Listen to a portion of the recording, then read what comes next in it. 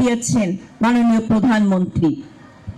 এই ফ্যামিলি কার্ডের মাধ্যমে বাংলাদেশের প্রান্তিক নারী সমাজকে সহ বাংলাদেশের অর্ধেক যে জনসংখ্যা, যাদের আর্থিক সচ্ছলতা নাই, যারা নিজের কথা নিজে বলতে পারে না, নির্ভয়ে পথ চলতে পারে না, যারা সিদ্ধান্ত গ্রহণ করতে পারে না, তাদেরকে সিদ্ধান্তের টেবিলে বসানোর জন্য পারিবারিক কর্তৃত্ব এবং ক্ষমতাকে বিল্ড আপ করার জন্য এই ফ্যামিলি কার্ড মাননীয় প্রধানমন্ত্রী বাংলাদেশের সকল নারী সমাজের জন্য, নারী প্রধানের জন্য এই ফ্যামিলি কার্ড তিনি ইন্ট্রোডিউস করেছেন। মাননীয় প্রধানমন্ত্রী উপভোগ করেছেন, উপলব্ধি করেছিলেন যে আমার বাংলার নারীরা যদি অর্থনৈতিকভাবে সচ্ছল না হতে পারে, আমার মায়েরা যদি তার সমস্যাগুলো সমাধান করতে না পারে, তাহলে আমাদের অর্থনীতির চাকা ঘুরে দাঁড়াবে না। এই ফ্যামিলি কার্ডের মাধ্যমে একটি পরিবারের জ্যেষ্ঠ নারী সদস্য ২৫০০ টাকা পাচ্ছে। এই ২৫০০ টাকা শুধু টাকার হিসেবে আমরা বিবেচনা করলে হবে না।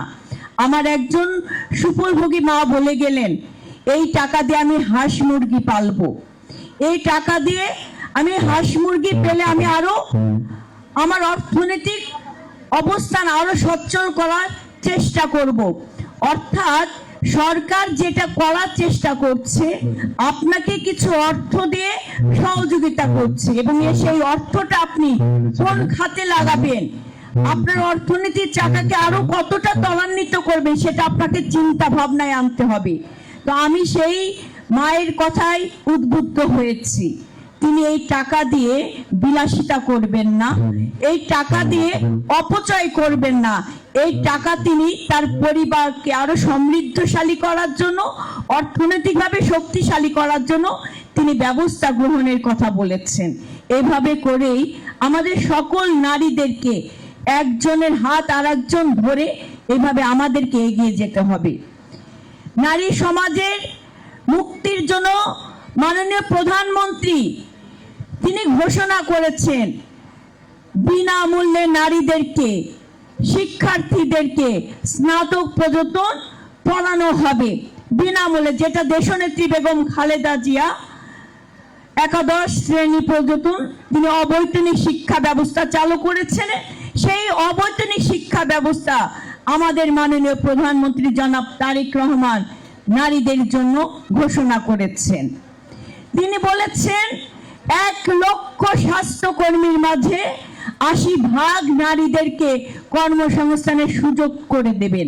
তিনি বলেছেন আমাদের নারী উদ্যোক্তাদের জন্য যে ব্যবসায়িক যে লেনদেন আছে, সে লেনদেনের ৭০ লাখ টাকা পর্যন্ত কর মওকুফ করে দিয়েছেন মাননীয় প্রধানমন্ত্রী। এই বাজেটে সেটা প্রস্তাব করা হয়েছে, যা সাধারণত ৫০ লক্ষ টাকা হয়ে থাকে। এই জিনিসগুলো আমাদেরকে উপলব্ধি করতে হবে। একটা দল নির্বাচনের আগে ঘরে ঘরে যে বলেছিল না আপনাদের, আমরা জান্নাতের টিকিট দেব আপনাদেরকে, বলেছিল না মা? কি শুনেছিলেন না আপনারা? হাত তুলে বলেন, শোনেন নাই আপনারা? সেই জান্নাতের টিকিটকে বৃদ্ধা আঙ্গুল দেখিয়ে মাননীয় প্রধানমন্ত্রী নারীর হাতে ক্ষমতা তুলে দিয়েছেন, অধিকার তুলে দিয়েছেন, এবং নারীকে সিদ্ধান্তের টেবিলে বসে সিদ্ধান্ত গ্রহণ করার জন্য প্রস্তুত করছেন মাননীয় প্রধানমন্ত্রী। এই প্রধানমন্ত্রী আমাদের নারী সমাজের জন্য গর্বের। আমরা তার হাতকে শক্তিশালী করার জন্য আগামী দিনে স্থানীয় সরকার নির্বাচনের জন্য আমরা প্রস্তুতি গ্রহণ করি। বিএনপির পক্ষ থেকে প্রত্যেকটি ওয়ার্ড এবং ইউনিয়ন পর্যায়ে যাদেরকে দায়িত্ব দেওয়া হবে, আপনারা তাদের হাতকে শক্তিশালী করে মাননীয় প্রধানমন্ত্রীর এই অগ্রযাত্রার পথকে আরো ত্বরান্বিত করবেন, এবং আমাদের নেতা বাবু গয়েশ্বর চন্দ্র রায়ের হাতকে শক্তিশালী করবেন। এভাবে করে যেন আমরা আপনাদের সকলের অধিকার আপনাদের হাতে ফিরে দিতে পারি। আমরা জানি এই বাজেট আমাদের জন্য অনেক বড় একটা চ্যালেঞ্জ। সেই চ্যালেঞ্জ মোকাবেলা করার সক্ষমতা বিএনপি সরকারের আছে, তারেক রহমানের সরকারের আছে। তো সেই জায়গা থেকে আপনারা সকলে নির্ভয়ে থাকেন। অনেক মা বোন বলেছে আমরা পাইনি, আপনাদেরকে বলছে আপনারাও পাবেন। ধাপে ধাপে ধাপে ধাপে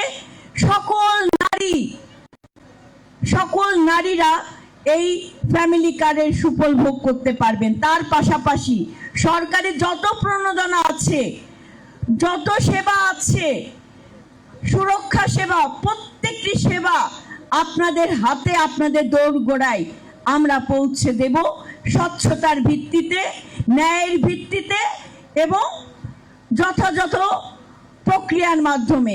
আপনাদের সবাইকে অসংখ্য ধন্যবাদ।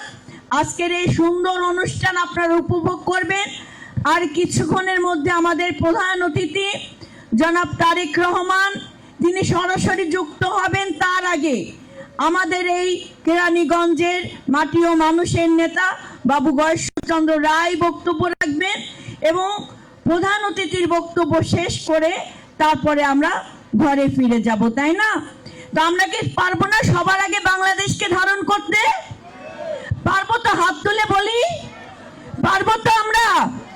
আমরা মারা কি দাঁড়াতে পারবো না তারেক রহমানের পাশে? পারবো না?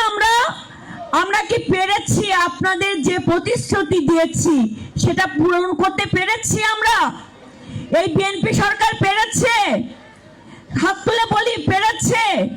হ্যাঁ, এই বিএনপি পারে নারীর ভাগ্য পরিবর্তন করতে। এই বিএনপি পারে নারীর অর্থনৈতিক চাকাকে ত্বরান্বিত করতে, গতি ফিরাই দিতে, তাই না? সবাইকে ধন্যবাদ। বাংলাদেশ জিন্দাবাদ।